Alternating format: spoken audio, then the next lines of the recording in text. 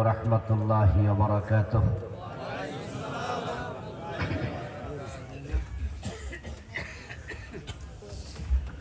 আপনারা কেমন আছেন? আলহামদুলিল্লাহ। মাশাআল্লাহ। যারা দাঁড়ায় আছেন তারা বসলে আরো ভালো লাগতো না? খালি আছে আপনাদের মাঝে অনেক জায়গা, কিন্তু পিছনে জায়গা নেই। আপনারা কি একটু মেহরবানি করে আগাবেন? আপনাদের ক্ষতি হবে না, অন্যদের উপকার হবে আর কি। প্লিজ একটু মেহরবানি করে খালি জায়গাগুলো আমরা ফিল আপ করি, তাহলে আলোচনার মাঝখানে আর কথা বলা লাগবে না আর কি। অনেক ভাইরা দাঁড়িয়ে আছে। জি, যারা লড়তেছেন না তারা একটু লড়েন না ভাই, একটু নড়াচড়া দেন।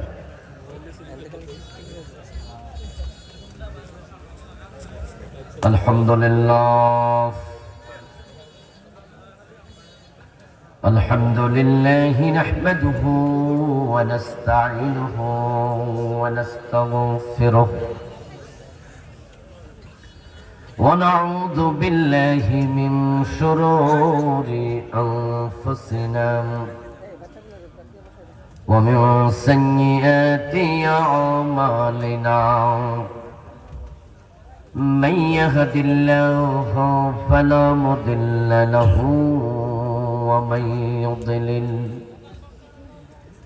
ومن يضلل فلن تجد له وليا مرشدا وأشهد أن لا إله إلا الله وأن محمدا عبده ورسوله أما بعد فقد قال الله تعالى في كلامه المجيد أعوذ بالله من الشيطان الرجيم بسم الله الرحمن الرحيم ألف لام را كتاب أنزلناه إليك لتخرج الناس من الظلمات إلى النار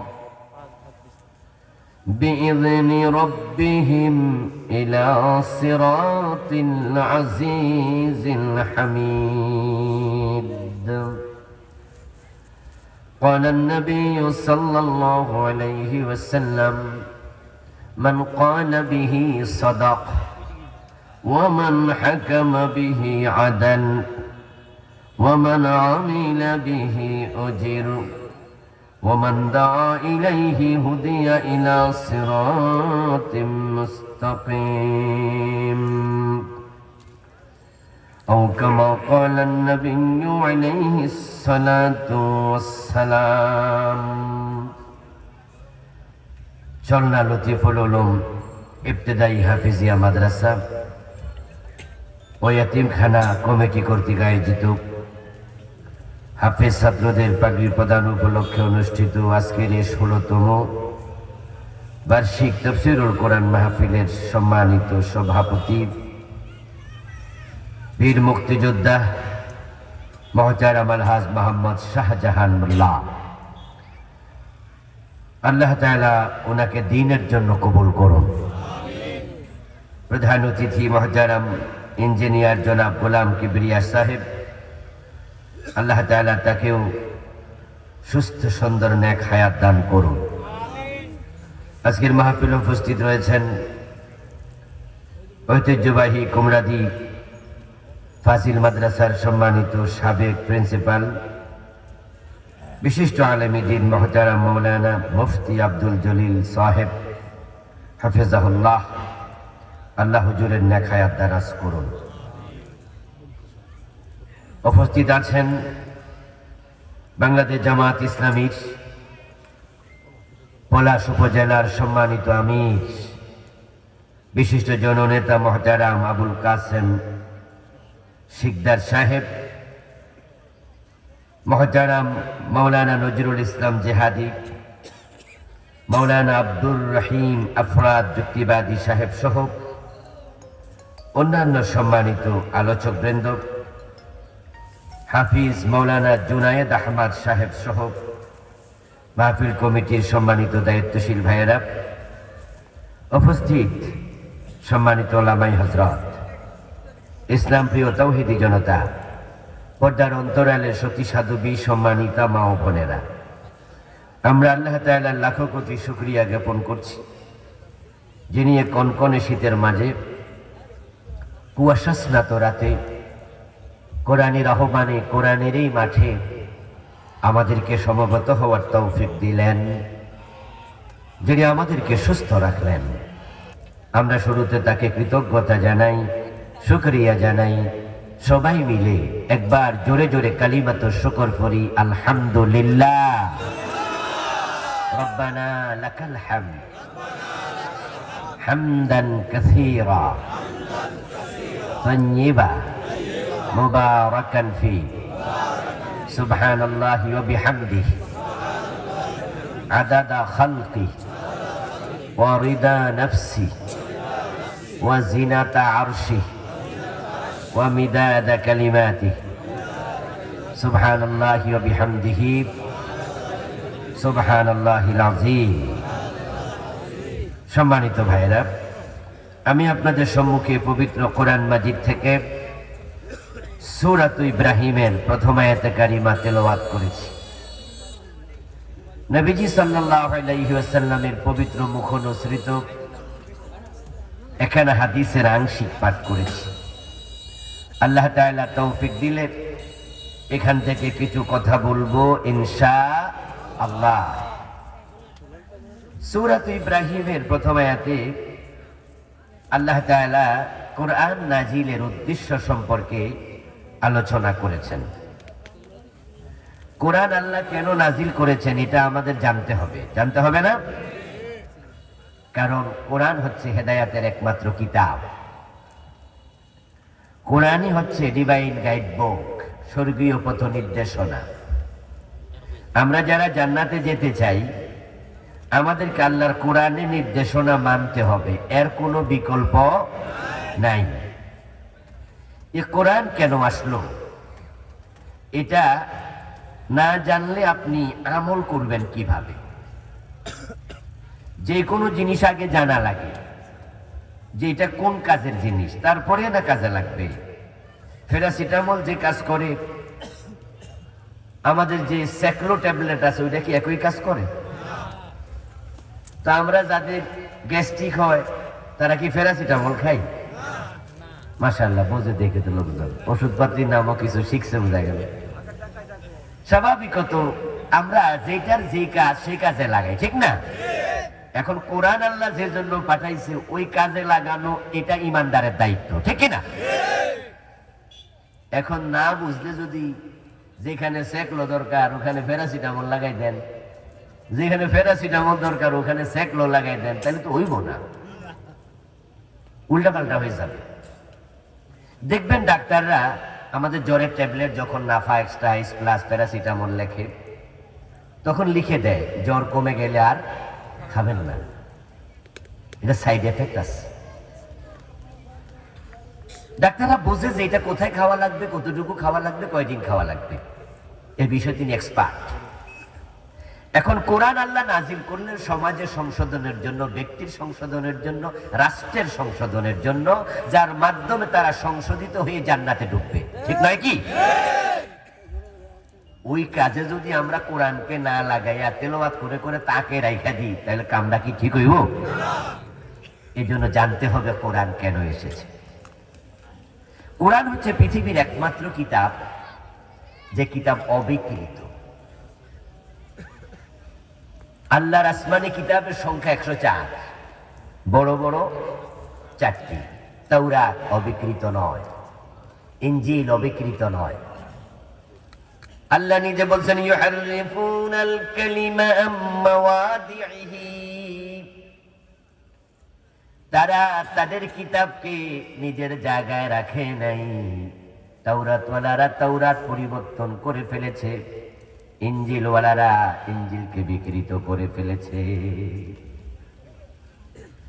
যে সমস্ত আইন মানলে তাদের কষ্ট হয় তাওরাতের আলেমেরা, ইনজিলের আলেমেরা, হুজুররা কিন্তু আহবার এবং রহমান, তাদের যে পণ্ডিতরা ছিল, ইহুদি আলেমেরা, ইহুদি পণ্ডিতেরা, তারা যেগুলো মানলে কষ্ট, এগুলো কিতাব থেকে তারা বাদ দিয়ে দিচ্ছে, ওইগুলো লাগবে না। আবার যাহা কিতাবে নাই কিন্তু ওগুলো মানলে ওদের লাভ আছে, সুবিধা আছে, এগুলো কিতাবে ঢুকাইতেছে। এটাকে বলা হয় বিকৃতি। কি বলা হয়? পরিবর্তন। ইউহাররিফুনাল কালিমা আম মাওয়াদিহি। কিন্তু কোরআন এমন এক কিতাব, 1450 বছর চলে গেল, এটা তামাম দুনিয়ার হুজুররা যদি চায়ও একটা অক্ষর পরিবর্তন করতে পারবে না, চেষ্টা করলেও পারবে না।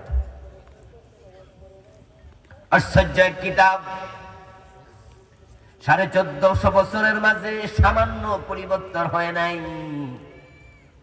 আমার রাসূলের যুগে যেমন ছিল নোক্তা হরফ সব এখন পর্যন্ত কাফে 2 নোক্তা, পায়ের মাঝে 1 নোক্তা, কাফের উচ্চারণ পায়ের উচ্চারণ মিলে না।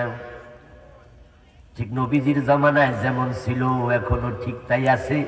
আল্লাহর কোরআনের একটা অক্ষরও পরিবর্তন হয়। আল্লাহ তাআলা কোরআনে বলেন, ইন্না নাহনু নাযালনা যিকরা ওয়া ইন্না লাহু লাহাফিজুন। কোরআন আমি অবতীর্ণ করেছি এবং এটাকে হেফাজতের দায়িত্ব আমি আল্লাহ নিজেই নিলাম। চেষ্টা করলেও কেউ ঢুকাইতেও পারবে না, বাদও দিতে পারবে না। আজকের পৃথিবীতে যতগুলো কোরআনের কপি আছে, এ কোরআন মাজিদ, কোরআন কারীম, সবগুলো কপি যদি কেউ পানিতে ফেলে দেয় অথবা আগুন লাগিয়ে জ্বালিয়ে দেয়, তারপরেও কি কোরআন পরিবর্তন করা যাবে? পরের দিন আবার লেখা হবে এবং হুবহু একটা অক্ষর এদিক সেদিক হবে না। প্রশ্ন হতে পারে, তাহলে পাইবেন কই? উত্তর হলো, লক্ষ লক্ষ হাফেজে কোরআন পৃথিবীতে আছে না নাই?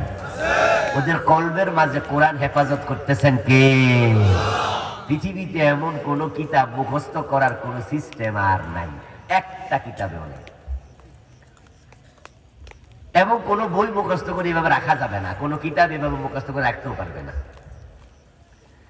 আমার লিখা আলহামদুলিল্লাহ 9টা বই আছে। সবচেয়ে ছোটটা হলো এটা 66 পৃষ্ঠা মাত্র। এটা শিরকের উপর লিখছি। 9 নাম্বারটা হলো এটা লিখেছি দোয়ার উপরে। মাঝখানে আসার কয়টা 7টা। আমার যদি কেউ 50 লাখ টাকা দিয়ে বলে যে একটা বই আপনি মুখস্থ করে দিবেন, আমি আসলে পারবো না। আরে 66 পৃষ্ঠার বই, এটা দূরের কথা, 2 পৃষ্ঠার যদি গরুর রচনা আপনি লেখেন আর আপনার হাত থেকে কাগজটা এনে আমি বলি যে হুবহু বলেন, আপনিও পারবেন। দেখবেন আগেরটা পরে গেছে, পরেরটা আগে গেছে, কিন্তু নতুন করে ঢুকছে, কিছু বাদ করছে। আপনি অক্ষর অক্ষরে হুবহু বলতে পারবেন না, মনেই থাকবে না, পেছ লেগেই যাবে। কিন্তু মাত্র 5 বছরে 30 পারার হাফেজ, এমন ঘটনা পৃথিবীতে আছে না নাই? অন্ধ 30 পারার হাফেজ, এমন ঘটনা আছে না নাই? এই যে ছোট্ট বাচ্চা, 5 বছরের বাচ্চা 30 পারা লাগাতার বলতে পারে, এটা বাচ্চার ক্রেডিট নয়, এটা কোরআনের মুজিজা। সুবহানাল্লাহ পড়েন। ওয়ালাকাদ ইয়াসসারনাল কুরআনা লিযিকর ফাহাল মিন মুদ্দাকির। আল্লাহ বলে, নিশ্চয় আমি কোরআনকে শিখার জন্য, বুঝার জন্য, মানার জন্য সহজ করে দিয়েছি। ওয়ালাকাদ ইয়াসসারনাল কুরআন, অবশ্যই আমি কোরআনকে সহজ বানাইছি। আমাদের জামিয়া কাসেমিয়া মাদ্রাসার সাবেক শাইখুল হাদিস মুফতি কাজী ইব্রাহিম, উনি বলেন যে উনি মাত্র 36 দিনে হাফেজ হয়েছে। আমি একাধিকবার উনার থেকে শুনেছি। কয় দিনে? মাত্র 36 দিনে 30 পারা মুখস্থ করে গেছে। প্রিয় ভাই, খুব জটিল জিনিস, কিন্তু কোরআন বড় সহজ জিনিস। অন্য বই চরম জটিল। আমি আমেরিকার নিউ ইয়র্কে দারুল উলুম নামে একটা কওমি মাদ্রাসা আছে, অনেক বড় মাদ্রাসা। আমার এক সফরে ওই মাদ্রাসা পরিদর্শনের জন্য আমাকে ইনভাইট করা হলো। বাংলাদেশি লোকেরাই করেছে। তো আমি দেখতে গেলাম, ওখানে মোহতামিম সাহেব তাদের মাদ্রাসার ওস্তাদদের সাথে আমার পরিচয় করাইতে নিল। দুজন মুরব্বী ওস্তাদ বসে বসে কিতাব পড়ছে তাদের লাইব্রেরিতে, দাড়ি ফাঁকা। তো মোহতামিম সাহেব পরিচয় করাই দিয়ে বললো, দুজনের বাড়ি সিলেটে, আমাদের মাদ্রাসার মুহাদ্দিস, দাওরা মাদ্রাসা, হাদিস পড়া। তো মুসাফা করলাম, কোলাকুলি করলাম। পরে মোহতামিম সাহেব বলতেছে, এই ওস্তাদ, এই মুরব্বীর একটা আলাদা বৈশিষ্ট্য আছে, একটা আলাদা ওনার কারামত আছে। আমি কই কি? বললো, মাত্র 28 দিনে 30 পারা মুখস্থ করছে।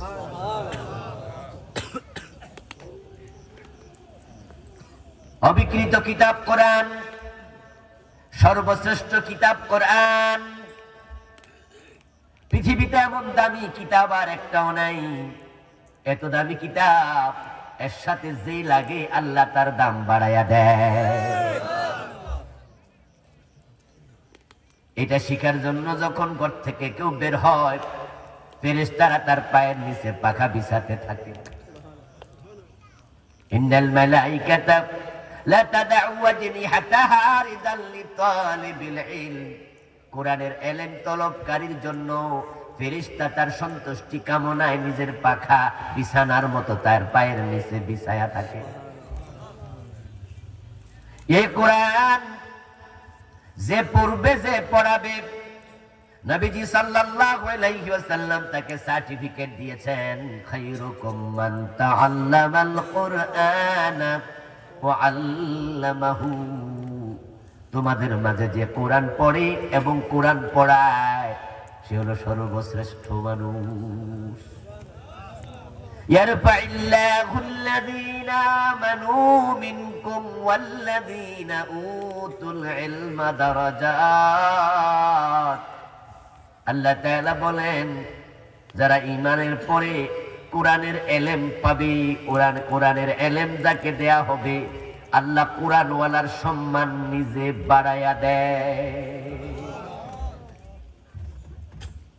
এই কিতাবের সাথে 100 টাকার কাপড় গিলাপ হয়ে যখন গায়ে লাগে, ওই কাপড়ের দাম মানুষের অন্তরে এতটা বেড়ে যায় যে কোরআনের গিলাপ কোনোদিন পায়ে লাগে না। অথচ অন্য যত কাপড় আছে, ছিঁড়ে গেলে, নষ্ট হলে মহিলারা এটা দিয়ে পোলাপানের পসরাবো মোছে, ঠিক না? নেকড়া বানায়া ঘর মোছে। কিন্তু কোরআনের গিলাপ যতই পুরান হোক, এটা আর কোনোদিন ময়লায় লাগানো হয় না, অপবিত্র জায়গায় ফেলা হয় না, এটা সম্মানিত হয়ে যায়। কাপড়টার দাম ছিল 1 গজ 100 টাকা, কোরআনের গিলাপ হওয়ার পর এটা অমূল্য, তার কোনো মূল্য আর না। এটা মানুষ পায়ে লাগলে চুমু খায়, এতটা ভালোবাসে শুধু কোরআনের সংস্পর্শে। এই দামি কিতাব কেন আসলো, এটা আমাদের জানা উচিত। এটা না জানার কারণেই আজকে সমাজে, রাষ্ট্রে, আমাদের রাষ্ট্রের গুরুত্বপূর্ণ কোন অঙ্গে এ কোরআনের প্রভাব নেই। এ কোরআন দিয়ে এখন আমরা কেউ চলি না, সমাজটাকেও চালাই না। এটা কেন এসেছে না বুঝার কারণে এটাকে আমরা গিলাফে বেঁধে তাকে রেখে দেই। অথচ কোরআন কিন্তু শুধু তেলাওয়াতের জন্য আসে নাই। কোরআনকে এখন সাইড ইউজ করছে, পার্শ্ব ব্যবহার করছে, মূল ব্যবহার থেকে দূরে সরাইয়া রাখছে। কোরআন এখন আমাদের কাছে একটা পড়ার কিতাব, আবৃত্তির কিতাব। এবং আমরা বাংলাদেশে পৃথিবীর বিভিন্ন দেশ থেকে কারীদেরকে এনে আমরা তেলাওয়াত শোনাই। আন্তর্জাতিক কিরাত সম্মেলন, লাখ লাখ মুসলমান সম্মেলনে যায়, কোরআন শুনে আমরা আল্লাহু আকবার, সুবহানাল্লাহ বলি। আমরা হাফিজদের তেলাওয়াত শুনে মুগ্ধ হই। আমাদের বাংলাদেশের কারীরা পৃথিবীর বিভিন্ন দেশে গিয়ে কোরআনের কম্পিটিশনে ফার্স্ট হয়, আমরা গর্ব করি। আমরা কোরআন তেলাওয়াতের ব্যাপারে বাংলাদেশে একজন লোককে দ্বিমত করতে শুনবেন না। আমি ঢাকাতে রমাদান মাস উপলক্ষে যে কোরআনের হাফেজদের কম্পিটিশন হয়, এগুলোর অনেকগুলোতে আমি গেস্ট বিচারক হিসাবে থাকি। আমি এই বড় বড় পুরস্কার অনুষ্ঠান যখন হয়, হোটেল সোনারগাঁয়ে, বলরুমে, হোটেল রেডিসনে, হোটেল আপনার এই ইন্টারকন্টিনেন্টালে, তারা বড় বড় অনুষ্ঠান করে পুরস্কার দেয়। একাধিক প্রোগ্রামে আল্লাহ আমাকেও ইনভাইটেড হয়ে যাওয়ার সুযোগ দিয়েছে।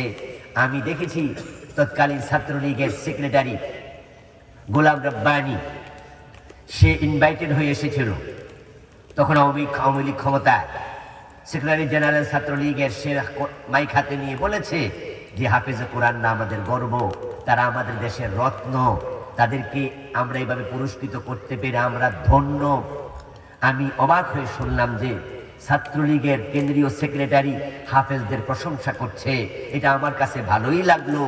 ঢাকা বিশ্ববিদ্যালয়ের তৎকালীন যিনি ভিসি ছিলেন, ওই বাইকটা করে একজন যিনি সিঙ্গারার ব্যাপারে খুব বক্তৃতা দিয়ে ভাইরাল হয়েছিলেন, আনোয়ার সাহেব সম্ভবত ওনার নাম, হ্যাঁ আখতারুজ্জামান, ছোট্ট ভিসি আখতারুজ্জামান, ইয়েস, ওই আখতার সাহেবকে ইনভাইট করা হয়েছিল। তিনিও মাইক হাতে নিয়ে হাফেজদের প্রশংসায় এমন ভাবে কথা বললেন, আমরা আনন্দে গদগদ হলাম। দেখুন, তেলাওয়াত শুনলে আমরা খুশি, তেলাওয়াত শুনাইতে পারলে সুবহানাল্লাহ বলি, কিন্তু সে কোরআনের আইনের কথা বললে আবার রাজাকার বলে গালি দেয়।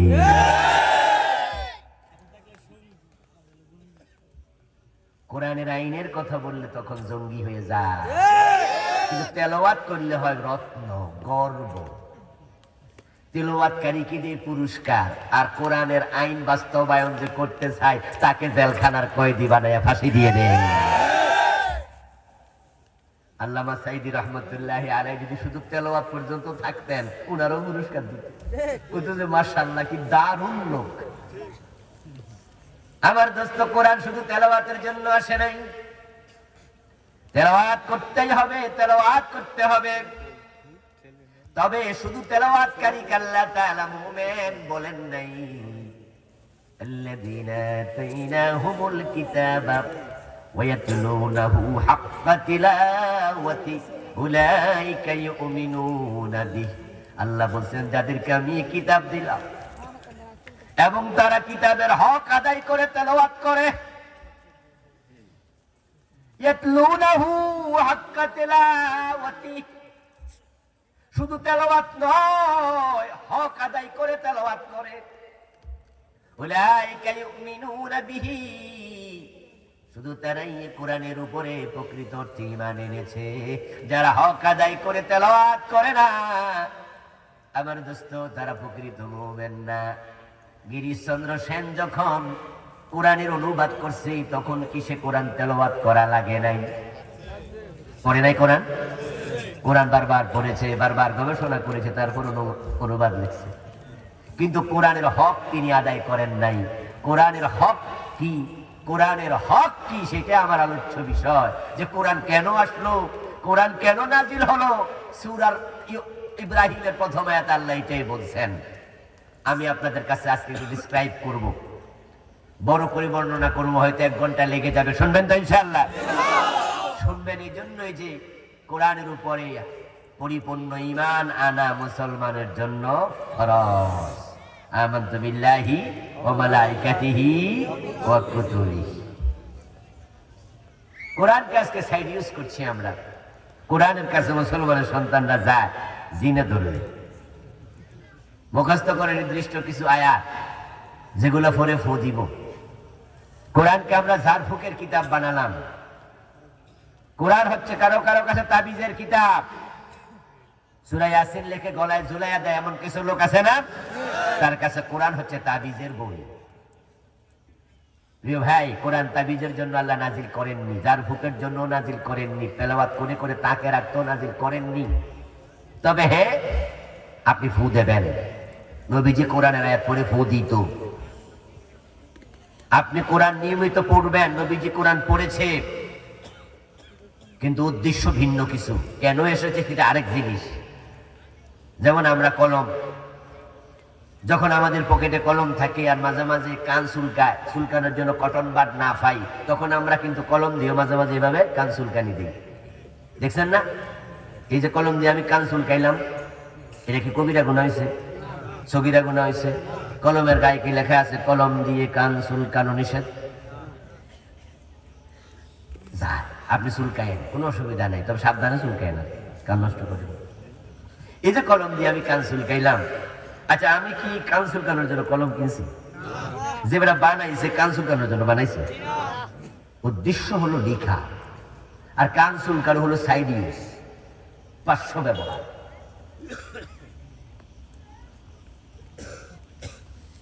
এমন কিছু ওষুধ আছে যেগুলো আপনাকে দেয়া হয়েছে, যেমন আপনি কাশ হয়েছে, কাশ হওয়ার পর আপনাকে ডাক্তার বললো টোফেন খান, টোফেন ট্যাবলেট খাবেন।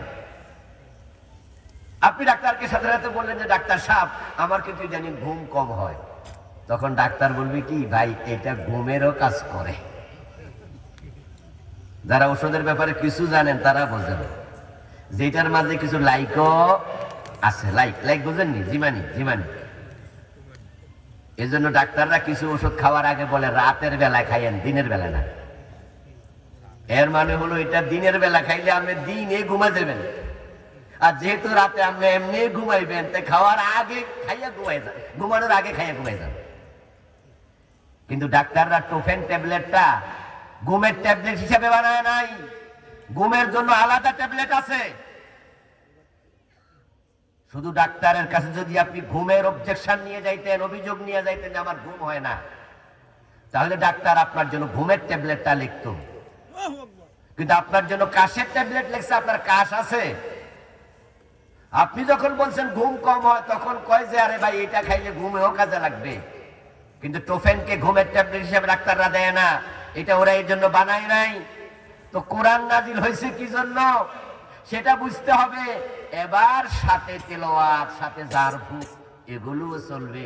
কিন্তু আমরা তো আসলটা বাদ দিয়া সাইডেরটা লইয়া বয়ে রয়েছি।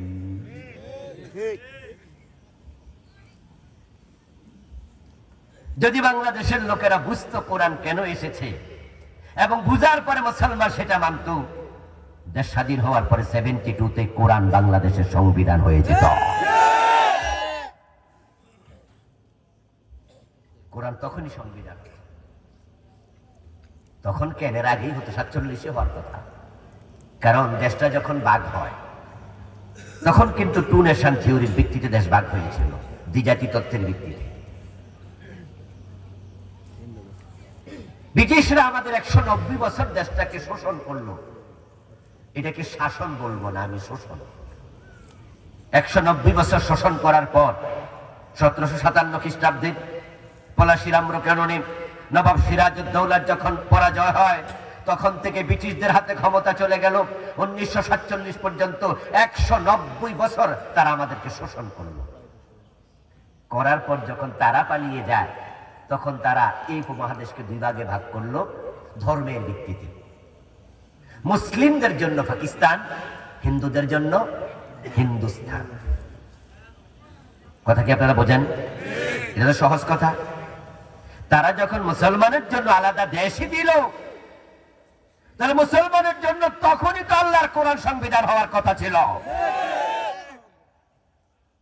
আমার রাসূল সাল্লাল্লাহু আলাইহি ওয়াসাল্লাম যখন হিজরতের পরে মদিনায় গিয়ে একটি ইসলামী রাষ্ট্র তিনি পেলেন, আল্লাহ তাআলা উনাকে একটি ভূখণ্ড দিল। কিভাবে দিল? হিজরতের পথে দোয়ার ফসল। আমার রাসূল হিজরতের পথে দোয়া করলেন, ওয়াজআললি মিন লাদুনকা সুলতানান নাসীরা। ও আল্লাহ, তুমি আমাকে রাষ্ট্র ক্ষমতা দিয়ে সাহায্য করো। সুবহানাল্লাহ। ওয়াকুল রাব্বি আদখিলনি মুদখালা সিদক ওয়া আখরিজনি মুখরাজা সিদকিন ওয়াজআলনি মিন লাদুনকা সুলতানান নাসীরা। আল্লাহ, আমি হিজরত করে মক্কা থেকে মদিনায় যাচ্ছি, উত্তম ভাবে আমাকে নিও, উত্তম ভাবে বের করে নিও, উত্তম ভাবে পৌঁছায়া দিও। তোমার পক্ষ থেকে রাষ্ট্র ক্ষমতা দিয়া, সুলতানাত দিয়া, রাষ্ট্র ক্ষমতা দিয়া আমাকে সাহায্য করিও। দোয়া কবুল। মদিনায় পৌঁছার সাথে সাথে মদিনার লোকেরা গান গাইতে গাইতে আমার নবীকে তারা বরণ করলো। তলা আল বদরু আলাইনা মিন সানিয়াতিল বিদা ওয়াজাবা শুকরু আলাইনা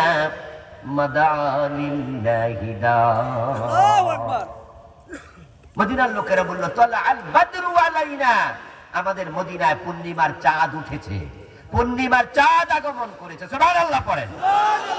মদিনার বনু নজির, বনু কুরাইজা, বনু কাইনুকা, মদিনার আউস, মদিনার খাজরাজ, মদিনার সব মুশরিক মুমিন যারাই ছিল সবাই মিলে তারা একসাথে মিটিং করে সিদ্ধান্ত নিল, এখন থেকে মদিনার নেতা হবে মুহাম্মাদুর রাসূলুল্লাহ সাল্লাল্লাহু আলাইহি ওয়াসাল্লাম। আমার রাসূলকে যখন একটা ভূখণ্ড তারা দিয়ে দিল, নেতৃত্ব পেলেন, এবার বলুন তো, তখন থেকে ইন্তেকাল পর্যন্ত নবীজির 10 বছর শাসনকাল, নেতৃত্ব যখন তিনি দিয়েছিলেন, তখন তিনি নিজের মন মতো চালাইছে রাষ্ট্র না আল্লাহর কোরআন মতো? তাহলে আমরা যারা মুসলমান, 47-এ আমরা ইসলামী রাষ্ট্র পাইলাম, মুসলিম ভূখণ্ড পাইলাম, এটার নাম হয়েছিল পাকিস্তান। যে 47-এর আগে কি পাকিস্তান নামে কোনো দেশ ছিল? পুরানা ছিল ভারতীয় উপমহাদেশ। যখনই আমরা একটি দেশ পেয়ে গেলাম, মুসলমানরা আলাদা হয়ে গেল, আমার নবীর সুন্নাহ থেকে আদর্শ নিয়ে সুন্নাহ ফলো করে, তখনই আল্লাহর কোরআনের আইনে দেশ চালানো প্রয়োজন ছিল কি না? চালিয়েছে ওই বুট্টুরা জিন্নারা, এই জিন্নারা, এই বুট্টুরা, তারা কিন্তু আল্লাহর কোরআনের আইনে দেশ আর চালায় নাই। তারা আলাদা একটা সংবিধান বানাইছে, পাকিস্তানের সংবিধান। সেখানে তারা নিজেদের মন মতো আইন ঢুকাইছে, কোরআনের আইন ঢুকতে দেয়। তারা বড্ড জালেম ছিল, খারাপ মানুষ ছিল। ওই বুট্টু জিন্নারা জালেম থাকার কারণে তো শেষ পর্যন্ত বাংলাদেশ আলাদা হয়ে গেল। এই বাংলাদেশ পূর্ব পাকিস্তান নামক রাষ্ট্রের উপরে তারা অনেক অত্যাচার করেছে, অর্থনৈতিক অবরোধ, অর্থনৈতিক কষ্ট দিয়েছে আমাদেরকে। তারা এত কোটি মানুষ হওয়ার পরেও এই পূর্ব পাকিস্তান থেকে কোনো সেনাবাহিনী প্রধান বানায় নাই, সুপ্রিম কোর্টের প্রধান বিচারপতি বানায় নাই। তারা আমাদেরকে জুলুম করলো, তার রেজাল্ট হলো পরে বাংলাদেশ। তো 71-এ দেশটা স্বাধীন হয়ে গেল। এবার আপনাদেরকে আমি জিজ্ঞাসা করবো, আমার সাথে কিছু কথা বলিয়েন। 71-এ যে স্বাধীনতার যুদ্ধটা হলো, এই যুদ্ধে যারা প্রাণ দিল, জান দিল, মুক্তিযোদ্ধা হিসাবে কাজ করলো, এই মুক্তিযোদ্ধাদের মাঝে মুসলমান বেশি না হিন্দু বেশি? যাহা জানেন তাহা বলেন। হিন্দু বেশি না মুসলমান বেশি? মুক্তিযুদ্ধের ক্ষেত্রে সবচেয়ে বড় অবদানের কারণে যে 7 জনকে বীর শ্রেষ্ঠ উপাধি দেয়া হলো, সেখানে হিন্দু কয়জন আছে? মাশাআল্লাহ, শিক্ষিত লোক তো সবাই। একজন হিন্দু আছে? 7 জন, 7 জনই মুসলিম। কারণ হিন্দুরাও আমাদের সাথে মুক্তিযুদ্ধ করেছে, আমরা না বলি না, কিন্তু তাদের পার্সেন্টেজ ছিল কম। এদেশের মুসলমানরাই মুক্তিযুদ্ধ করেছে, জান দিয়েছে, প্রাণ দিয়েছে। 8 মাস 20 দিন যুদ্ধ করেছে আমার প্রিয় ভাই। কিন্তু দুর্ভাগ্য কি জানেন? যখন দেশটা স্বাধীন হলো, তখনই স্বাধীনতা ছিনতাই হলো। এই 16 ডিসেম্বর যেদিন পাক হানাদার বাহিনী আত্মসমর্পণ করলো আমাদের যুদ্ধের ফলে আমাদের কাছে, কিন্তু সে আত্মসমর্পণের অনুষ্ঠানের মাঝে আমাদের জেনারেল নিয়াজিকে, আপনার ওসমানীকে তারা উপস্থিত থাকতে দেয়। যিনি মুক্তিযুদ্ধের সর্বাধিনায়ক, তিনি ছিলেন জেনারেল ওসমানী, আমাদের বাংলাদেশের সন্তান। কিন্তু সেখানে তাকে হাজির করা হলো না, আনা হলো জেনারেল অরোরাকে। ইন্ডিয়ার লোক জেনারেল অরোরা, পাকিস্তানের জেনারেল নিয়াজি আত্মসমর্পণ অনুষ্ঠানে সেখানে সিগনেচার করলো যে সে ইন্ডিয়ার কাছে আত্মসমর্পণ করছে। যুদ্ধটা কি বাংলাদেশের সাথে হয় না? পাকিস্তানের মুক্তিযুদ্ধ কাদের সাথে হয়েছে? বাংলাদেশের সাথে। তো ইন্ডিয়ার কাছে আত্মসমর্পণ কেন করবে? ইন্ডিয়া কি মেইন যোদ্ধা ছিল না আমাদের সহযোগী ছিল? কমন সেন্স থেকে কথা বলেন সবাই। ওরা কি মেইন যোদ্ধা না সহযোগী? আত্মসমর্পণ সহযোগীর কাছে কেমন হয়? ওসমানী সেদিন কোথায় ছিল? সেদিন আমাদের মুক্তিযুদ্ধ ছিনতাই হয়ে গেল। এই 16 তারিখে ভারতের বর্তমান নরেন্দ্র মোদী প্রধানমন্ত্রী একটি পোস্ট দিয়েছে তার ফেসবুকে।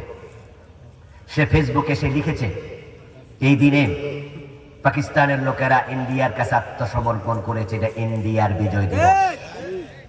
আজকের এই মাসে 16 তারিখে লিখেছে। তার ফেসবুক স্ট্যাটাসে বাংলাদেশের নাম একবারও বলে নাই। আমার বন্ধু, চিন্তায় হয়ে গেল মুক্তিযুদ্ধ, দেশটা মুসলমানের, কিন্তু ইন্ডিয়ার হিন্দুরা আমাদের দেশটাকে কেমনে কবজা করে ফেললো। তারপর বঙ্গবন্ধু হইলেন এই দেশের রাষ্ট্রপ্রধান, নায়ক হলেন। হওয়ার পরে 72-তে সংবিধান লিখলেন। ওই সংবিধান লেখার সময় তিনি সেখানে 34 জনের কমিটি বানালেন। তার মাঝে প্রধান বানালেন ডক্টর কামাল হোসেনকে। উনি সহ 34 জন সংবিধান লিখলো। এমন সংবিধান লিখলো যেটার শুরুতে বিসমিল্লাহটাও লেখেন নাই। এটা কি আপনারা জানেন? যারা জানেন তারা ইয়েস বলুন। জানেন? হ্যাঁ বলুন, জানেন? যারা জানেন না তারা আজকে জানলেন সংবিধানের শুরুতে বিসমিল্লাহ লিখলো না। শহীদ প্রেসিডেন্ট জিয়াউর রহমান রহমতুল্লাহ আলাইহি তিনি যখন প্রেসিডেন্ট হলেন তখন তিনি সংবিধানে বিসমিল্লাহ লিখেন। তাহলে 72-তে যে সংবিধানটা লেখা হয়েছিল 34 জনের মাঝে বিসমিল্লাহর পক্ষে একজনও নাই। কারণ কে সংবিধান লিখবে 34 জন ইন্ডিয়ায় সিলেক্ট করছে। খেয়াল করেন, শহীদ প্রেসিডেন্ট জিয়াউর রহমান সংবিধানে বিসমিল্লাহ ঢুকাইল, সে বিসমিল্লাহ সংবিধানে কিন্তু এখনো আছে। এরপর আমাদের কিছু কিছু নেতা বক্তৃতা দেয় আমরা 72-এর সংবিধানে ফিরে যেতে চাই। এটা কি আপনারা শোনেন? কিছু কিছু নেতাকে দেখবেন প্রায় বলে আমরা 72-এর সংবিধানে ফিরে যেতে চাই। অর্থাৎ এই যে বিসমিল্লাহওয়ালা সংবিধান এটা তাদের এখনো পছন্দ হয় না। আপনাদের কাছে আমার বিনয়ের সাথে প্রশ্ন করছি, যারা বিসমিল্লাহ পছন্দ করে না তাদের ঈমান আছে বলার কোন সুযোগ আছে?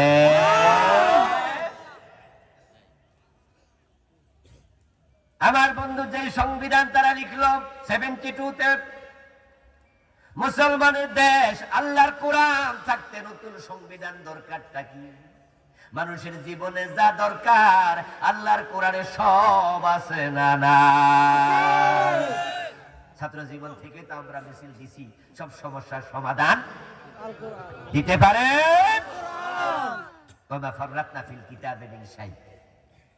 আল্লাহ তাআলা বলেন আমি এই কিতাবে কোনো কিছু বাকি রাখি নাই। এটা তিবিয়ানান লিকুল্লি শাই।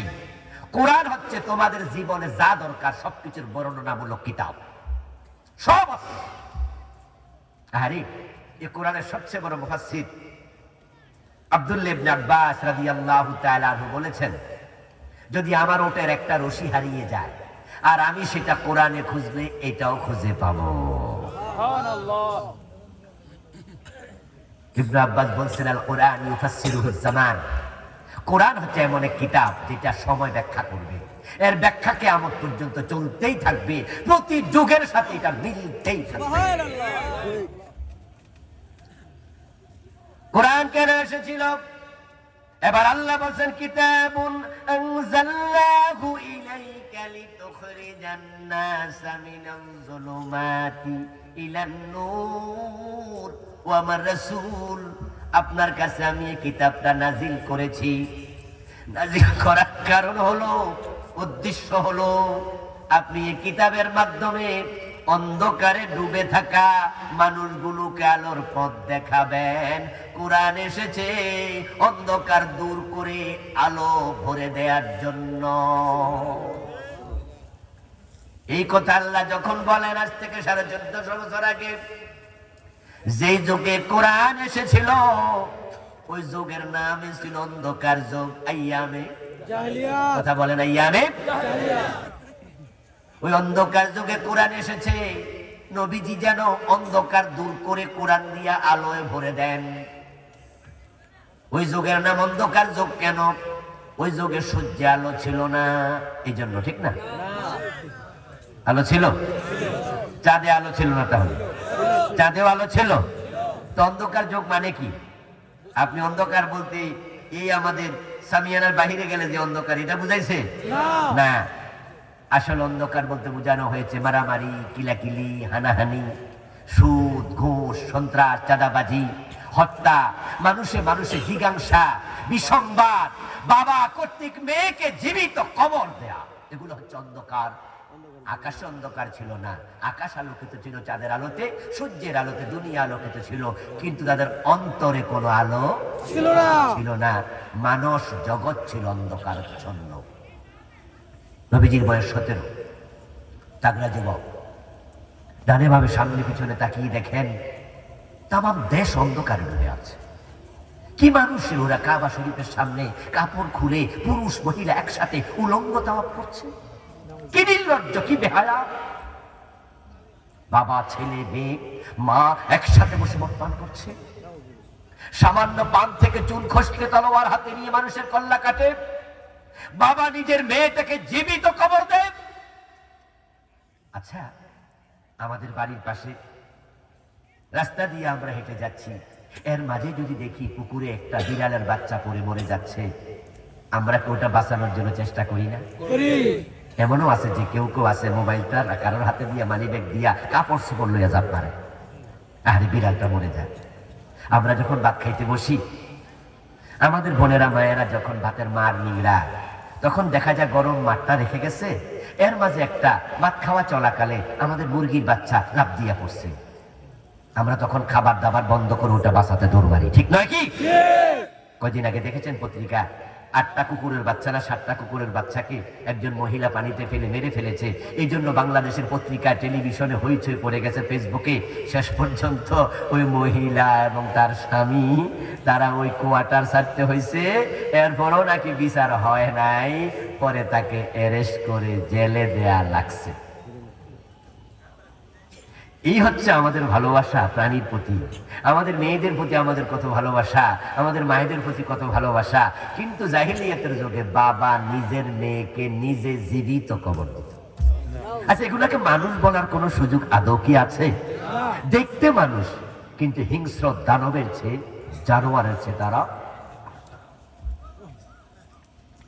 কোন সুন্দরী নারী একা একা নিজের বাড়ি থেকে বেরিয়ে যদি 1 মাইল দূরে 2 মাইল দূরে কোনো আত্মীয়ের বাড়িতে দিনের বেলা একা একা যেত, প্রতিমধ্যে একাধিকবার দর্শিতা হতো, ইজ্জত হারাইতো। কারণ তাদের কাছে জেনা কোনো অপরাধ ছিল না, তাদের কাছে ধর্ষণ কোনো অপরাধ ছিল না। অবাক হবেন, একবার 2 ছেলে মেয়ে তারা কাবা শরীফের ভিতরে ঢুকে জেনা করছে। নাউজুবিল্লাহ পড়ে। জেনা তো করছে কোথায় ঢুকে? আল্লাহর কাবার ভিতরে ঢুকে। আল্লাহ তাআলা খেপে গেলেন, 2 জনকে সাথে সাথে আল্লাহ পাথর বানিয়ে ফেললেন। 2টার সাথে সাথে পাথর হয়ে গেল। সকালবেলা লোকজন যাইয়া দেখে কাপড়বিহীন নারী পুরুষ একসাথে জোড়া লেগে আছে। তারা তাদের চেহারা দেখে চিনে। ছেলেটার নাম ইয়াসাফ, ও মেয়েটার নাম ছিল নায়েলা। কিরে, এই তো ইয়াসাফ আর নায়েলা। গায়ে হাত দিয়া দেখে গোস্ত না, শক্ত পাথর। চেহারা চিনে, কিন্তু শরীর চেঞ্জ, পুরা পাথর, শক্ত হয়ে গেছে। ডিজাইন দেখে, স্টাইল দেখে বুঝছে তারা এখানে বেবিচার করছিল। তখন দেখেন কত বড় জাহেল। তারা তো মূর্তি পূজা করতো, তাদের লাত, মানাত, উজ্জা, হবল সব ছিল পাথরের মূর্তি। কিসের মূর্তি? কথা বলেন না, কিসের মূর্তি? যখন দেখলো ইয়াসাফ আর নায়েলা এগুলো পাথর হয়ে গেছে, তখন তারা বলতেছে, উফ, বড় বরকতের কাজ হয়েছে। কারণ 2 জন দেবতায় রূপ নিছে। কিসের রূপ নিছে? হিন্দুরা যে মূর্তি বানাইয়া এই দুর্গারা যখন পানি চুবায় তখন কিন্তু কান্নাকাটিও করে, আহারে মা দুর্গা চলেই গেল। এই মাটির মূর্তির জন্য আবার কান্নাকাটি করে, হইচই করে। ওরা বলতেছে বরকতের কাজ হয়েছে। ইয়াসাফ নায়েলাকে তারা টেনে খুললো, ছুটাইলো। ছুটাই কি করছে জানেন? জাহিলিয়াত কেন বলবে না, ছুটাইয়া পরে সাফা পাহাড়ে নিয়া ইয়াসাফকে দাঁড় করাইছে, মারওয়া পাহাড়ে নিয়া নায়েলারে দাঁড় করাইছে। দাঁড় করাইয়া ঘোষণা দিছে, হজ যখন তোমরা করবা তখন হজের পরে তোমরা একটু সাই করবা, ইয়াসাফের কাছে যাইবা, বরকত নিবা, সেখান থেকে দৌড়াইয়া নায়েলার কাছে যাইয়া আবার বরকত নিবা। তারা এই 2 মূর্তি ব্যভিচারের জন্য বরকত নিয়ে সাই করত। ইসলাম আসলো। ইসলাম আসার পর প্রিয় নবী বললেন, তোমরা ইব্রাহিম আলাইহিস সালামের মা বউ ইসমাইল আলাইহিস সালামের মা হাজেরা, উনার দোষ স্মরণ রাখার জন্য সাফা মারওয়া সাই করো। তখন মুসলমানরা বলল, ইয়া রাসূলুল্লাহ, এই কাজ তো মুশরিকরা করত। এখন আমরা যদি ইব্রাহিম আলাইহিস সালামের স্ত্রী ইসমাইলের মা হাজেরার সেই প্রদক্ষিণ ওটাকে স্মরণ করে দৌড়াদৌড়ি করি, তাহলে তো মুশরিকরা বলবে যে তারাও মনে হয় নায়লা আর ইয়াসাফের বরকত নিতেছে। যখন মুসলমানরা এই কথা বলল, আল্লাহ তাআলা তখন কোরআনের আয়াত নাযিল করলো, ইন্নাস সাফা ওয়াল মারওয়াতা মিন শাআইরিল্লাহ ফামান হাজ্জাল বাইতা ওয়া ইতামারা ফালা জুনাহা আলাইহি আন ইয়াতাওয়াফা বিহিমা। নারে মুসলমান, এটা তাদের কথা মনে রেখে করো না, বরং সাফা মারওয়া আমি আল্লাহর নিদর্শন, তোমরা তাওয়াফ করো, কোনো অসুবিধা নাই। আমার রাসূল বলছে করতে করো, তোমরা যে অসুবিধা মনে করছো এটা কোনো অসুবিধা না, সাই করো। যে জাহিলিয়াতের লোকের যোগেরা কাবার ভিতরে ঢুকে জেনা করে, তাদের কাছে জেনা কোনো অপরাধী না। তাই সুন্দরী নারী যদি সামান্য পথ একা একা যেত, দর্শিতা হতো, তার গায়ের অলংকার থাকলে লুটেরার দল লুটে নিয়ে যেত, ইজ্জত কেড়ে নিত, সম্পদ কেড়ে নিত। কোলে যদি ছোট বাচ্চা থাকতো, ওই বাচ্চাটাকেও লুট করে বাজারে দাস বানাইয়া বিক্রি করে দিত। নবীজি যে একজন গোলাম ছিল, আমরা বাংলাদেশের লোকেরা পালক পুত্র বলি আর কি। কি বলি আমরা? আমরা গোলাম যে তিনি এটা বলি না, আমরা পালক পুত্র বলি। যায়েদ বিন হারেসা রাদিয়াল্লাহু তাআলা আনহু, মূলত উনাকে মা খাদিজার লোকেরা বাজার থেকে কিনছিল ছোট্ট। তখন নবীর সাথে মা খাদিজার বিয়ে হয়নি। উনার ব্যবসায়ের পার্টনাররা ওকাজ মেলা থেকে যায়েদকে কিনে মা খাদিজাকে দিছে, পিচ্চি পোলা এটা আপনার খেদমত টেদমত করবো। নবীজির সাথে বিয়ে হওয়ার পরে মা খাদিজা বললেন, ইয়া রাসূলুল্লাহ, এ তো আমার সেবক, আমার গোলাম, আমি তাকে আপনার খেদমতের জন্য উপহার দিলাম। তখনও নবুয়তের 15 বছর আগের কথা। নবীজির বয়স 25, মা খাদিজার বয়স 40। নবী নবুয়ত পেলেন 40 বছর বয়সে। তখন থেকে যায়েদ নবীর ঘরে গোলাম। যায়েদ কোত্থেকে আসলো?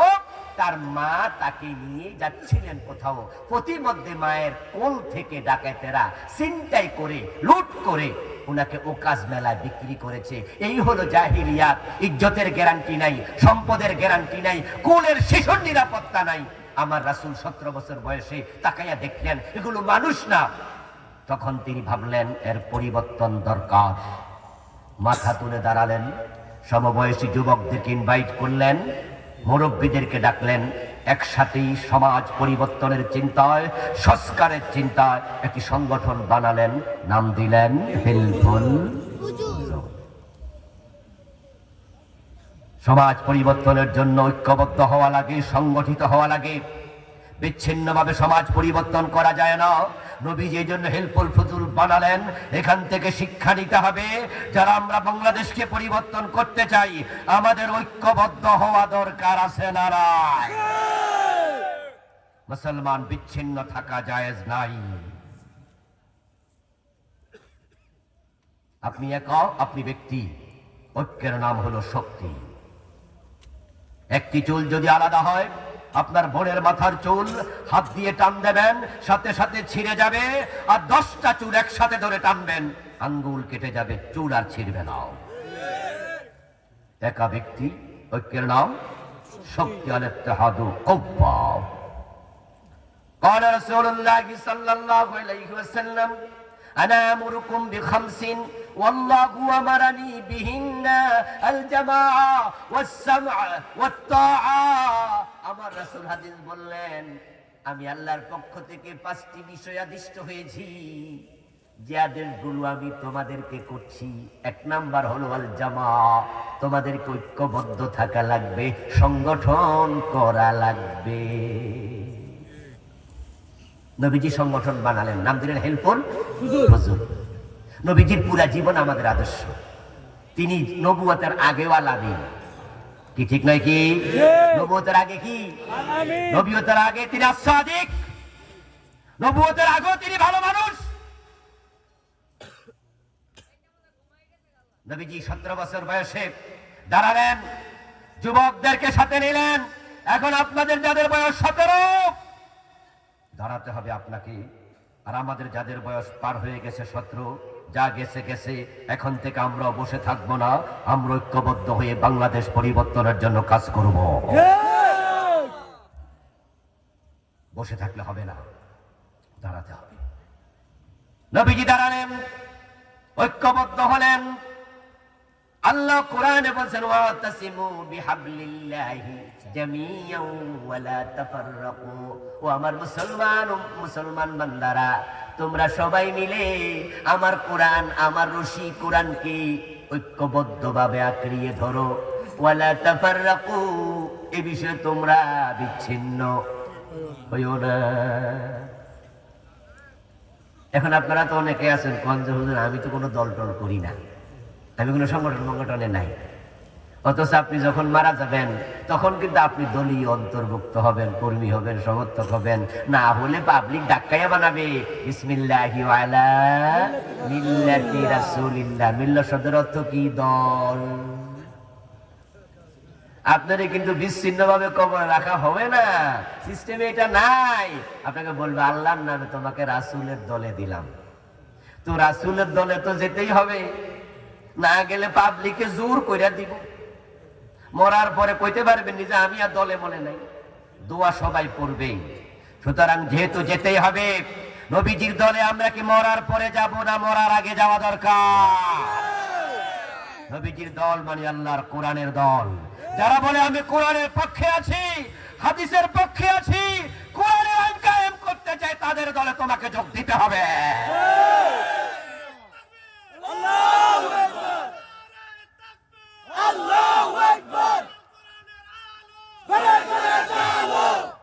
আমি আপনাকে বলছি না বাংলাদেশের অমুক দল তমুক দলে যোগ দেন, আমি বলছি কোরআন যাদের কাছে আছে তাদের দলে যোগ দেন। এবার যে কোনো ইসলামী দল হতে পারে, কিন্তু যাদের কাছে কোরআন নাই তাদের কাছে যাওয়ার কোন সুযোগ মুসলমানের নাই। নবীজি 17 বছর বয়সে দাঁড়াইয়া যুবকদেরকে সাথে নিয়ে দাওয়াতি কাজ করতে শুরু করলেন। রাসূলুল্লাহর বয়স হয়ে গেল 40। কত হলো? 17 থেকে 40 কত বছর? হিসাব করেন না, কত বছর? 23 বছর দাওয়াত দিলেন। 40 হচ্ছে মানুষের জীবনের খুব ইম্পর্টেন্ট একটি টার্নিং পয়েন্ট, এবং 40 সংখ্যাটারও আলাদা সিগনিফিক্যান্ট রয়েছে। হযরত মূসা আলাইহিস সালাম তুর পাহাড়ে ছিলেন 40 দিন, ইব্রাহিম আলাইহিস সালাম নমরুদের আগুনের ভিতরে ছিলেন 40 দিন, হযরত ইউনূস আলাইহিস সালাম মাছের পেটে ছিলেন 40 দিন। কথা বলে না কেন? কতদিন? অধিকাংশ নবী নবুয়ত পেয়েছে যখন বয়স তখন ছিল 40 বছর। এই জন্য তাবলীগ জামাত এক সিল্লা কয়দিন? 40 দিন। আমার মনে হয় তারা এখান থেকে 40 নিচে আছে। 40 কে আমরা গুরুত্ব দেই। নবীজি সাল্লাল্লাহু আলাইহি সাল্লাম 40-এ গিয়ে একটু ভাবছেন, 23টা বছর দাওয়াতি কাজ করলাম, মানুষকে বললাম যে অন্যায় ছাড়ো, ভালো হও, দেখি কয়জন ভালো হয়েছে। পিছনে তাকায় দেখে উনার পরিচিত লোক তো সবাই মক্কার একটা চোরও চুরি ছাড়ে নাই, একটা ডাকাতও ডাকাতি ছাড়ে নাই। নবীজি চিন্তায় পড়ে গেলেন যে ঘটনা কি। আমার ভাইয়েরা, এই যে আপনারা এখানে সামিয়ানা টানেছেন, এই সামিয়ানার বাঁশ আছে না? কথা বলে না, বলেন না, বলেন না। বাঁশ আসেনি? এই বাঁশ গাড়ানোর জন্য গর্ত করা লাগেনি? গর্তের পরে বাঁশ দিয়া পরে ফাঁসে কি দিছে? শাবল দিয়া দিছে, হিলানি মারছে, মারছেনি? হিলানি মাইরা ধাক্কা দিয়া দেখছে লড়েনি। যদি দেখে লড়ে আবার হিলা লড়বো, যতক্ষণ হিলানি চলবো, যখন দেখছে আর লড়ে না এখন টাইট হয়েছে, এবার এর উপরে সামিয়ানা চলবে। কিন্তু হিলানি চলাকালে লড়তে পারবা না, লড়লে হবে না, লড়ার আগ পর্যন্ত তোমাকে থামা যাবে না। আমার রাসূল 23 বছর দাওয়াত দিয়েছেন, কিন্তু সমাজ যে এখনো দেখে লড়ে। তিনি ভাবছেন ঘটনা কি, এত হিলানি মারলাম 23 বছর লড়ে কেন? এবার তিনি বাড়ি থেকে বেরিয়ে গেলেন, ধ্যানে বসলেন গারে হেরায়, জাবালে নূর পাহাড়ের চূড়ায়, যে কেন সমাজ পরিবর্তন হয় না। ধ্যান করা সুন্নাত, ভাবতে হবে। 54 বছর বাংলাদেশের বয়স পার হয়ে 55তে কয়েকদিন আগে পা দিল। এই 54 বছর কি তাবলীগ জামাতের দাওয়াত নাই? কথা বলেন, আছে?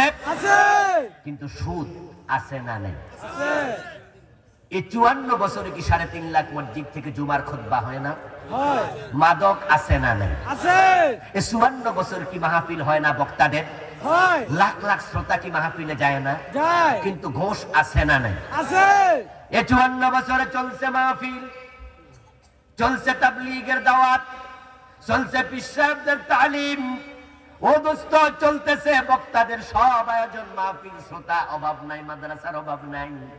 কিন্তু আওয়াজ দিয়ে বলুন তো, গত 10 বছর আগে সুদ যাহা ছিল কমছে না বাড়ছে? বাড়ছে মাদক যাহা ছিল কমছে না বাড়ছে? বাড়ছে পিছে যে ঘোষ ছিল রেট কমছে না বেশ বাড়ছে? বাড়ছে তাহলে আমাদেরকেও ধ্যানে বসা দরকার আছে না না?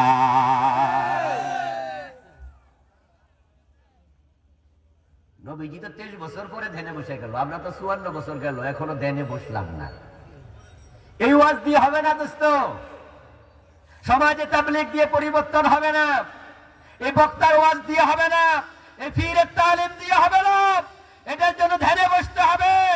ধ্যানে না বসলে সমাজ পরিবর্তন করা যায় না। নতুন করে ভাবো কি করা উচিত, নবীজির জীবন থেকে শিক্ষা নিয়ে ভাবো। আমার রাসূল বসলেন গাড়ি হেরাতে, ধ্যান অবস্থায় জিবরিল আমিন হাজির। সুবহানাল্লাহ পড়েন। নবীজি সাল্লাল্লাহু আলাইহি ওয়াসাল্লামকে বুকের সাথে জড়ায়া ধরলেন, 3 বার জড়ায়া ধরে ছেড়ে দিলেন। তারপর নাজিল করলেন, ইকরা বিসমি রাব্বিকাল্লাযী খালাক, পড়ো তোমার রবের নামে যিনি সৃষ্টি করেছেন। কোরআন আসা শুরু হয়ে গেল। কোরআন কেন এসেছে এটাই তো আলোচ্য বিষয় নাকি? সেটাই বলছি এবার। কোরআন আসা শুরু হয়ে গেল। প্রথম 5 আয়াত নাজিল হলো, জিবরিল চলে গেলেন, নবীজি বাড়ি গেলেন। কিছুদিন ওহী আসা বন্ধ। এটাকে বলে ফিতরাতুল ওয়াহী। কেউ বলেছেন 2 মাস, কেউ বলেছেন 6 মাস, কম বেশি আরো কথা আছে। ওহী আর আসে না, কিছুদিন চলে গেল। একদিন নবীজি সাল্লাল্লাহু আলাইহি ওয়াসাল্লাম ঘরের মাঝে কম্বল গায়ে দিয়ে শুয়ে আছেন। এর মাঝে দ্বিতীয় ওহী নাজিল হলো, জিবরিল আমিন আবার আগমন করলেন। আমার আল্লাহ সূরা আল মুদ্দাসসিরের প্রথম কয়াত নাজিল করে দিলেন, ইয়া আইয়ুহাল মুদ্দাসসির। আল্লাহ ডাকে, ও কম্বলওয়ালা নবী। সুবহানাল্লাহ পড়েন, সুবহানাল্লাহ। ও কম্বলওয়ালা। কোরআনে আল্লাহ বিভিন্ন নবীকে নাম ধরে ডেকেছেন, কিন্তু আমাদের নবীকে নাম ধরে একবারও ডাকেন নাই। আল্লাহু আকবার। ইয়া মুহাম্মদ আল্লাহ একবারও বলেন নাই। অথচ বলছি, ইয়া আদম উসকুন আনতা ওয়া যাওজুকাল জান্নাহ, ও আদম তোমার বউ নিয়ে জান্নাতে থাকো। ইয়া ইব্রাহিম কাদ সাদ্দাকতা রুইয়া, ইয়া ইয়াহইয়া খুযিল কিতাবা বিকুওয়া, ইয়া মূসা লা তাখাফ। আল্লাহ বিভিন্ন নবীকে নাম ধরে ধরে রেখেছেন, কিন্তু আমাদের নবীকে আল্লাহ মায়া করে ভালোবেসে বলছেন, ইয়া আইয়ুহান নবী, ইয়া আইয়ুহার রাসূল, ইয়া আইয়ুহাল মুযাম্মিল, ইয়া আইয়ুহাল মুদ্দাসসির। সুবহানাল্লাহ পড়েন। সুবহানাল্লাহ। আল্লাহ বলো, কম্বলওয়ালা নবী কম। কম শব্দের অর্থ কি? আলেম ওলামা ভাইরা বলেন না কম অর্থ কি? আল্লাহ বুঝালেন যে যারা সমাজ পরিবর্তন করতে চায়, কম্বল গায়ে দিয়ে শুয়ে থাকলে সমাজ পরিবর্তন হয় না, আপনাকে দাঁড়াতেই হবে। আপনি দাঁড়ান। নবীজি দাঁড়িয়ে গেলেন, এই কোরআন নিয়ে আবার দাঁড়িয়ে গেলেন। নামের মাঝে একটু পরিবর্তন আসলো, পরিচয় একটু পরিবর্তন হলো। আগে ছিল মুহাম্মদ ইবনে আব্দুল্লাহ, এখন থেকে তিনি বলে, আমি মুহাম্মাদুর রাসূলুল্লাহ, সাল্লাল্লাহু আলাইহি। আমি আব্দুল্লাহর বেটা মুহাম্মদ ছিলাম, এখন আমি আল্লাহর রাসূল মুহাম্মদ। এবার দাওয়াতি কাজ আবার শুরু হয়ে গেল। দাওয়াত দিতে দিতে প্রিয় নবীর বয়স হয়ে গেল 63। কত হলো? শুরু হয়েছিল 17 থেকে, 17 থেকে 40, 23, 40 থেকে 63, আবার কত? একই ব্যক্তির দাওয়াত। কি চমৎকার কম্বিনেশন! আগেও 23, পরেও 23। প্রথম 23 রেজাল্ট 0, পরিবর্তন হয়নি, কিন্তু পরের 23-এ ফুলে ফলে সুশোভিত। তিনি দুনিয়ার সর্বশ্রেষ্ঠ মহানায়ক, আন্তর্জাতিক হিরো। এখন সমাজ এমন পরিবর্তন হয়েছে যে তিনি ইন্তেকালের আগে ঘোষণা করলেন, খায়রুল কুরুনি করনি। আমার যোগ আর জাহেলিয়াতের যোগ নাই, আমার যোগ পৃথিবীর সর্বশ্রেষ্ঠ যোগ। চেঞ্জ হয়েছে সমাজ, তৈরি হয়েছে আবু বকর, ওমর, ওসমান, আলী, তালহা, জুবাইর, সাদ বিন আবি ওয়াক্কাস, ১৬ লক্ষ সাহাবী। এক একজনের সম্মান ইজ্জত আকাশের তারকার চেয়ে বেশি, এক একজনের মূল্য নক্ষত্রের চেয়ে বেশি। বিশাল চেঞ্জ। আপনাদের কাছে আমার প্রশ্ন, যে ব্যক্তি প্রথম 23 বছর দাওয়াত দিলেন, তিনি আবার পরের 23 বছর দাওয়াত দিলেন। তো প্রথম 23 বছরে পরিবর্তন হলো না, পরের 23 বছরে এতটা চেঞ্জ কেন হলো? কোনো কারণ আছে না? কারণটা হলো কোরআন। প্রথম 23 বছর কোরআন ছিল না, এই জন্য পরিবর্তন হয়নি। পরের 23 বছরে তিনি ডাইরেক্ট কোরআন দিয়ে পরিবর্তন করেছেন। মানুষকে আল্লাহর কোরআনের মাধ্যমে ডেকেছেন, লিতুখরিজান নাসা মিনাজ যুলুমাতি ইলা নূর। আমি আলোর দিকে নেয়ার জন্য কোরআন পাঠাইছি। এবার আপনারা বলুন তো, বাংলাদেশ চেঞ্জ করতে হলে কোরআনের কাছে যাওয়া দরকার আছে না নাই? যারা চেঞ্জ চান, পরিবর্তন চান, নবী মুহাম্মদের মতো কোরআন হাতে নিয়ে আমাদেরকে মাথা তুলে দাঁড়ানো দরকার আছে না নাই? কোরআনের পক্ষে দাঁড়াতে কে কে রাজি আছেন? হাত তুলে দেখা।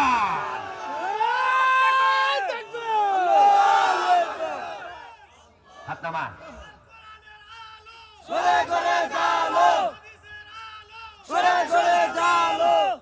আমার প্রিয় ভাই, নবীজি সাল্লাল্লাহু আলাইহি সাল্লাম দাঁড়ালেন, চেঞ্জ হলো, কোরআন দিয়ে হলো।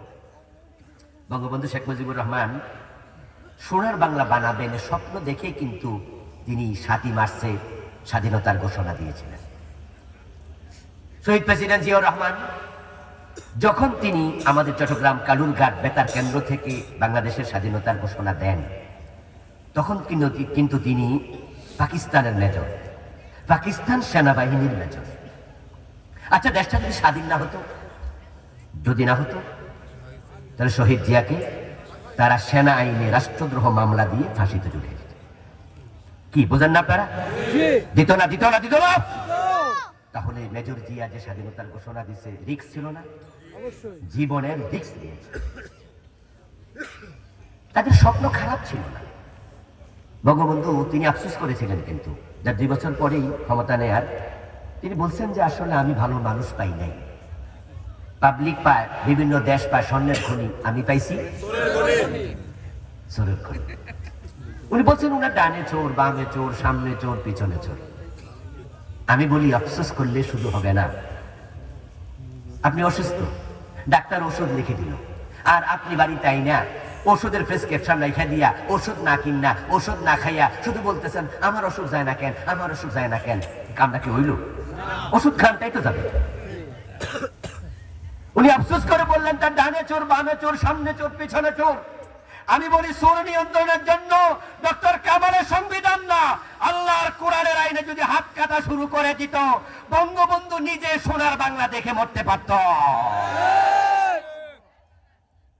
কিন্তু চোর ধরে হাত কাটছে। কোরআনের আইন তিনি মানেন নাই। শহীদ প্রেসিডেন্ট জিয়াউর রহমান উনি সৎ মানুষ ছিলেন। শোনেন, আমার কথাগুলোকে পলিটিক্যালি না নিয়ে একটু আইডিওলজিক্যালি নেন, আদর্শিক ভাবে নেন। শহীদ প্রেসিডেন্ট জিয়াউর রহমানের সততা নিয়ে তার দুশ্মনেরাও প্রশ্ন তোলে না, বলে উনি খুব ভালো মানুষ ছিলেন। কিন্তু বলুন তো, তিনি কি চোর ধরে হাত কাটতেন? কোরআনের আইনে বাংলাদেশ চালাইছে? এই জন্য তিনিও সোনার বাংলা বানাতে পারেন নাই। আরে দোস্ত, কোরআন ছাড়া মুহাম্মাদুর রাসূলুল্লাহ পারে না। 23 বছরে তিনি পারেন নাই, কোরআন ছিল না। ও প্রিয় ভাই, হয় না, হয় না, হয় না। এই যে মোবাইল, এই মোবাইল যখন আমরা কিনছি, এই মোবাইলটা ইউজ কেমনে করা লাগে ক্যাটালগ আছে না? হ্যাঁ না, কথা বলেন না, আসেনি? আরে ভাই, আপনি যদি ছোট্ট একটা মেশিনও কিনেন 250 টাকা, দেখবেন যে এর সাথে একটা ক্যাটালগ আছে। এটা কিভাবে চালাইতে হয়, যারাই মোবাইলটা বানাইছে ও বেটারা ক্যাটালগ বানাইছে, যেটা এইভাবে এইভাবে চালাই। এখন আমি যদি ক্যাটালগ ফলো না করি, মোবাইলটা ভালো চলবে? তা আমাদেরকে বানাইছে কে? এই বোঝেন, বোঝেন, কথা বলেন, কে বানাইছে? তা আমরা কেমনে চলা লাগবে? কোরআনের মাঝে আছে না নাই? এটাই তো আমাদের ক্যাটালগ।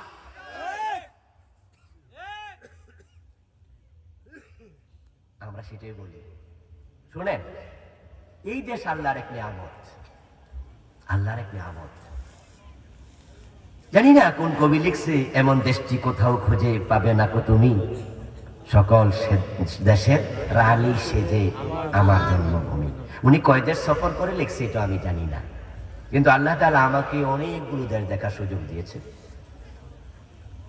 আমি এই সেপ্টেম্বরের 30 তারিখ 29 তারিখ জাপানে ছিলাম, এই অগাস্টে 3 দিন আমেরিকায় ছিলাম। ইউরোপ, আমেরিকা, মধ্যপ্রাচ্যের অনেক দেশ আল্লাহ আমাকে দেখার সুযোগ দিয়েছে। আমি চোখে দেখে মনে করি বাস্তবে গান্ডা সত্য, আমার দেশের মতো আবহাওয়া পৃথিবীর খুব কম দেশে আছে, আমার দেশের মতো উর্বর জমিন পৃথিবীর কম দেশে আছে। আমেরিকা অনেক ধনী দেশ, কিন্তু তাদের দেশে শীতকালে অনেকগুলো অঙ্গরাজ্য বরফে ঢাকা হয়ে যায়, এমন ঠান্ডা রে ভাই। একবার আমি শীতকালে গিয়েছিলাম, মাত্র 10 দিনের সফর ছিল। 3-4 দিন থাকার পরে আমার নাকের সর্দির সাথে রক্ত বের হয়, আমি টান দিয়ে দেখি ব্লাড। আমি বাংলাদেশি এক ভাইকে বললাম, ভাই এত ঠান্ডা কেমনে থাকেন? উনি বললো, হুজুর শীত তো এখনো আসে নাই, কিন্তু নভেম্বর মাত্র আসিতেছে। শীত দেখবেন তো আপনি ডিসেম্বরের শেষ দিকে, জানুয়ারির প্রথম দিকে, যখন -10, -15 আমাদের বাহিরে যখন বরফ পড়বে, দরজা মাঝে মাঝে খোলা যায় না, বরফ পড়ে আমাদের গাড়ি চলে যায় বরফের নিচে। থুতু ফেললে কিছুক্ষণ পরে থুতু বরফ হয়ে যায়, যেটা ফ্রিজের ভিতরে সেও বেশি টেম্পারেচার বাহিরে থাকে। আমি বললাম, ওই 3-4 মাস ফল ফসল হয়, বলে না গাছে পাতাও থাকে না। তারপরও তারা ধনী, তারা না খাইয়া মরে না, বরং তারা পৃথিবীকে চালাচ্ছে। তার কিতে গেলাম, তুরস্কে গেলাম। তুরস্কে গিয়ে দেখি তাদের বিল্ডিং এর ছাদগুলো এরকম উঁচু উঁচু কার্ভ করা, আমাদের গুলো ফ্ল্যাট, তাদের গুলো কার্ভ, প্রায় বিল্ডিং কার্ভ। আমি জিজ্ঞাসা করলাম, কিরে ছাদ এরকম কেন? বাংলাদেশে এক ভাই বললো, 3 থেকে 4 মাস বরফ থাকে। আরে বরফ গলার সময় ছাদ যদি এরকম হয়, গলতে তাড়াতাড়ি হয়। আমি বললাম, ওই 3-4 মাস কি ফল ফসল হয়? কিচ্ছু হয় না, কিন্তু তারাও না খাইয়া মরে না, বরং পৃথিবীর সেরা অর্থনীতির দেশ। সৌদি আরবে যাবেন, ওখানে দেখবেন মরুভূমিতে ধুধু বালুচর, কিচ্ছু হয় না। রাস্তার পাশে গাছ আছে, গাছের তলায় দেখবেন যে একটা পাইপ লাইন আছে, সকালে পানি দেয়, বিকালে আবার পানি দেয়, না হয় গাছ মরে যায়। তারাও না খাইয়া মরে না, তারাও পৃথিবীর সেরা দেশ। আর আমার দেশে 12 মাস ফসল হয়, 12 মাস ফল হয়। সুবহানাল্লাহ পড়েন। একটা আম খেয়ে আমের দানাটা ফেলে দেন, 6 মাস পরে দেখবেন নিজে নিজে গাছ হয়ে গেল, একটু পানি দেওয়ার কোনো প্রয়োজন হয় নাই। তারপরে একটু কয়েকদিন পরে নিজে নিজে বড় হইয়া ওই গাছে আম হয়, লাউ গাছে লাউ হয়। যদি একটা নষ্ট লাউ আপনি ফেলে দেন, এটা কোনো কাক এসে খেয়ে নেয়, ওই কাক যদি পায়খানা করে, ওই লাউয়ের গোটা বের হইয়া সেখানেও লাউ গাছ জন্ম নিয়ে দেশে লাউ ধরার ইতিহাস আছে। সৌদি আরবে টেম্পারেচার হয়ে যায় 42-40, যেখানে গরমে থাকা যায় না। ওরাও ভালো আছে, যারা মাইনাস টেম্পারেচার থাকে তারাও ভালো থাকে। বাংলাদেশে অতি গরম নাই, অতি শীত নাই, কত আরাম, 12 মাস ফসল হয়। আমরা গরিব শুধুমাত্র একটা কারণে, আমাদের নেতারা অধিকাংশ চোর, অধিকাংশ বাটপার। তারা দেশের টাকা চুরি করে বিদেশ পাঠায়। এবার বলুন তো, ওদের হাত কাটা দরকার আছে না নাই? ওদের হাত কাটা দরকার আছে না নাই? আরে যদি কেউ পেটের অভাবে চুরি করতো, আমরা বলতাম যে আরে কিটা করতো, খাইতে পায় না। এই জন্য ইসলাম কিন্তু যারা অভাবে চুরি করবে তাদের হাত কাটবেও না। ইসলাম এসে প্রথমে জাকাত ভিত্তিক অর্থ ব্যবস্থা চালু করে অভাব দূর করবে। হযরত ওমর কি কাঁধের মাঝে আটার বস্তা লইয়া গরিবের বাড়িতে যায় নাই? ওমর তখন অর্ধ দুনিয়ার প্রেসিডেন্ট, রাতের বেলা খোঁজ নিত কে না খাই আছে। এই জন্য গরিবের হাত আমরা চুরি করলেও কাটবো না, দেখবো সে কেন চুরি করেছে। ওসমান সম্ভবত বলেছেন, ওসমান রাদিয়াল্লাহু তাআলা আনহু, কোন ভূখণ্ডে কোন এলাকায় যদি কোনো গরিব রুটির অভাবে চুরি করে, তার হাত কাটিও না, বরং তাদের নেতাকে বরখাস্ত করে দাও, সে নেতা হওয়ার যোগ্য না। এখন আমাদের দেশের টাকা যারা বিদেশে পাঠায়, তারা কি চুরি করে অভাবে না স্বভাবে? বঙ্গবন্ধু যদি চোরের হাত কাটা শুরু করতো, জিয়া রহমান শুরু করতো, বঙ্গবন্ধুর মেয়ে শেখ হাসিনা 15 বছর ছিল দেশের প্রধানমন্ত্রী, উনার আমলে যদি টাকা পাচার বন্ধ হতো, আমাদের ব্যাংকগুলো এখন দেউলিয়া হতো না। ইতিমধ্যে 5 থেকে 7টা ব্যাংক অলরেডি দেউলিয়া হয়ে। আমাদের প্রিন্সিপাল হুজুর আমার পাশে বসা, জলিল সাহেব হুজুর, ওনারা যখন অবসরে গেছে, আজ থেকে 5-7 বছর আগে অবসর ভাতা তারা পেয়ে যেত 1.5-2-3 বছরের ভিতরে, অনেকেই পাইছে। কিন্তু বর্তমানে যারা অবসরে যায় তারা কেউ 1 টাকাও পাচ্ছে না। কথা বুঝলেন? আমি একজন মাহাদ্দিস, একটা এমপিভুক্ত মাদ্রাসার টিচার। আমাদের কলিগরা অনেক অবসরে যাচ্ছে। এই গত 2-3 মাস আগে একজন গেছে। এখন তারা কাগজ জমা দিলে ওদেরকে বলে ফান্ডে কোনো টাকা, টাকা গেল কোথায়? কোথায় গেল টাকা? কারা নিল টাকা?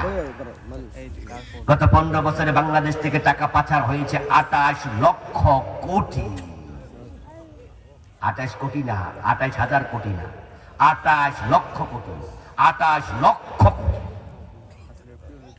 কারা করলো? আপনি করছেন, আমি করছি? আমাদের কাছে এত টাকা আছে, সুযোগ আছে? নেতারা করেছে। মালয়েশিয়া আমাদের থেকে মাত্র 8 বছরের সিনিয়র। তারা দেশ স্বাধীন করলো 1963-তে, আমরা স্বাধীন হলাম 1971-এ।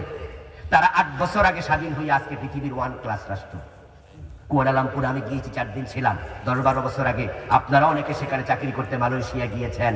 কি উন্নত দেশ! টুইন টাওয়ারের পাশে দাঁড়ালাম, টুপি হাতে নিয়ে তাকালাম, ছাদ দেখতে কত উঁচু, টুপি নিয়ে মাটিতে পড়ে যায়। তারা 50 তলা বিল্ডিং বানিয়েছে কুয়ালালামপুরে, ডজন ডজন ডজন ডজন, কত ডজন 50 তলা বিল্ডিং বানাইয়া পুরা রাজধানীকে তারা কি গ্লোরিয়াস করে ফেলেছে। আর আমার বাংলাদেশে 50 তলা বিল্ডিং আজ পর্যন্ত আমরা একটাও বানাতে পারি নাই। অথচ তাদের দেশে খনিজ পদার্থ নাই, আমাদের মতো সামান্য, আবহাওয়া আমাদের মতো। তারা দেশের টাকা দিয়ে আগাইছে, নেতা পেয়েছে মাহাতির মোহাম্মদের মতো সৎ মানুষ, তাই দেশ তরতর করে এগিয়ে গেছে। দেশের টাকা বিদেশ পাঠায় না। আর আমরা বাটপার সোটা সিটার গুলোকে এমপি বানাই, মন্ত্রী বানাই, তারা আমাদের পকেট কাটে, দেশের টাকা বিদেশে পাঠায়। ওদের থামাতে হলে কোরআনের আইনের বিকল্প নাই নাই নাই।